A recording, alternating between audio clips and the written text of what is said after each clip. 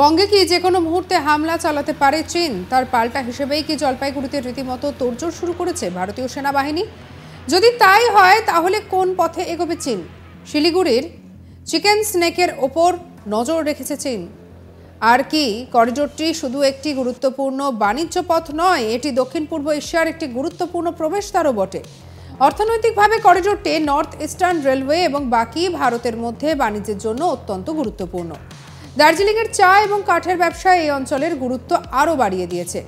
20 থেকে 22 কিলোমিটার সংকীর্ণ এই অংশটি উত্তর পূর্ব ভারতের 8টি রাজ্যকে দেশের বাকি অংশের সঙ্গে সংযুক্ত করেছে। এবার কি এই চিকেন স্নেক চীনের পাশাপাশি একেবারে কি পুরো দাপাদাপি শুরু করে দেবে? প্রশ্নটা বর্তমানে উকি দিচ্ছে স্বাভাবিকভাবেই, কারণ এর মধ্যেই ভারতীয় সেনাবাহিনী উত্তরবঙ্গে ব্যাপক বায়ুবাহিত মহড়ার আয়োজন করে। তবে কেন এই বিশাল মহড়া? চীনকে ঠেকাতে ভারতীয় সেনাবাহিনী 22 থেকে 27 জানুয়ারি 2024 পর্যন্ত উত্তরবঙ্গে এক্সারসাইজ ডেভিল স্ট্রাইক নামে একটি বৃহৎ আকারের বায়ুবাহিত প্রশিক্ষণ মহড়া পরিচালনা করে। মহড়ার উদ্দেশ্য ছিল বিমানকে অন্তর্ভুক্ত করার জন্য একটি বায়ুবাহিত বাহিনী দ্বারা সম্পাদিত অপারেশনের সম্পূর্ণ বর্ণালী অনুশীলন করা।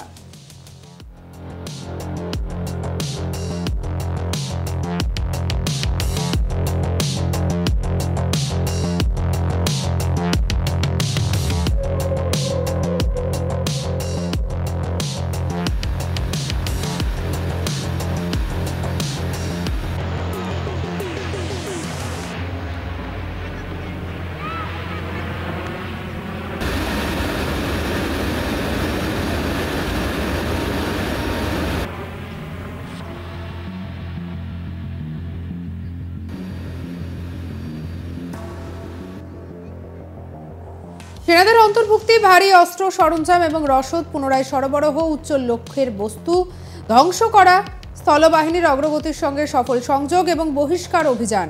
অনুশীলনটি ভারতীয় সেনাবাহিনী এবং আইএসএফ বাহিনী এবং সম্পদের বিরামহীন একীকরণ এবং তীব্র বৈদ্যুতিন যুদ্ধ পরিবেশের অধীনে একটি নেটওয়ার্ক যুদ্ধক্ষেত্রের সমন্বিত অ্যাপ্লিকেশন প্রদান করে। রাফালে C-130, হারকিউলিস, AN-32 এবং ভারতীয় বিমান বাহিনী এবং ভারতীয় সেনাবাহিনী উভয়ের দেশীয় ALH সহ বিমান দ্বারা যথাযথভাবে সমর্থিত অনুশীলনে ইস্টার্ন কমান্ডের 1000টিরও বেশি প্যারাসেনা, IAF এবং গার্ডসের অংশ নিয়েছে।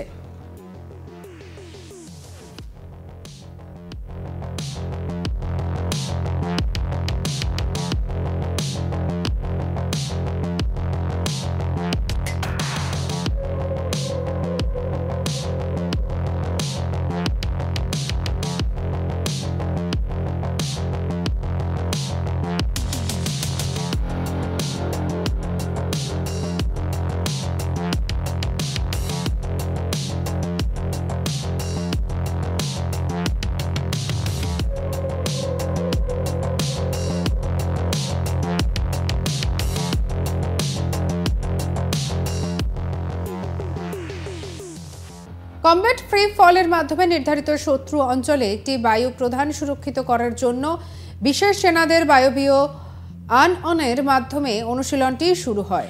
অতঃপর স্ট্যাটিক লাইন জাম্পস দ্বারা নিযুক্ত প্রধান শক্তি, ভারী অস্ত্র এবং সরঞ্জামগুলি সর্বশেষ guided precision aerial delivery system দ্বারা অন্তর্ভুক্ত করা হয়েছিল। এরপরে যোগ দেওয়া সৈন্যরা সরাসরি পদক্ষেপের মাধ্যমে লক্ষ্য ধ্বংস বা নিরপেক্ষ করার জন্য মহড়া চালায়, যখন ফাইটার এয়ারক্রাফট এবং অ্যাটাক হেলিকপ্টার স্থলে প্যারা সৈন্যদের দ্বারা লেজার টার্গেট ডিজাইনারদের মাধ্যমে নির্ধারিত লক্ষ্যবস্তু ধ্বংস করে। Post strike damage assessment remotely piloted vehicles দ্বারা সম্পাদিত হয়েছিল এবং যেখানে প্রয়োজন সেখানে পুনরায় এনগেজমেন্ট করা হয়েছিল। মিশন সফলভাবে সমাপ্ত হলে প্যারাসেনারা স্থলবাহিনীর সঙ্গে যুক্ত হয় এবং বহিষ্কারের অনুশীলন করে। এছাড়া জলের নিচে ডুবুরি দলগুলি একদিকে তিস্তা ব্যারেজের কাছে ডাইভারশনারি আক্রমণ চালায়।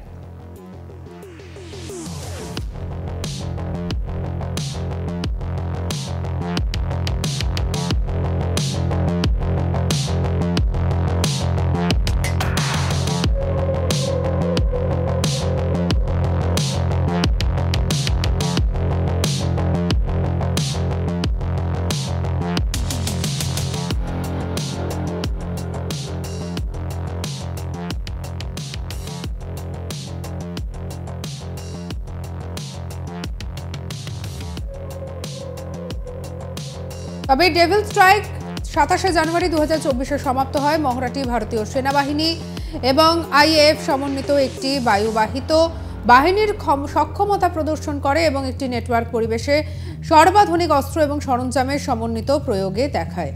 অনুশীলনে আত্মনির্ভর ভারত অভিযানের অংশ হিসেবে ভারত তৈরি নতুন অস্ত্র এবং সরঞ্জামের অংশগ্রহণও প্রত্যক্ষ করা হয়েছে। উত্তরবঙ্গের বৃহৎ আকারের বায়ুবাহিত মহড়া ভারতীয় সশস্ত্র বাহিনীর একটি বৃহৎ বাহিনীকে দ্রুত একত্রিত করার এবং গতিশীল যুদ্ধের পরিবেশ বায়ুবাহিত আক্রমণ চালানোর ক্ষমতা প্রদর্শন করে।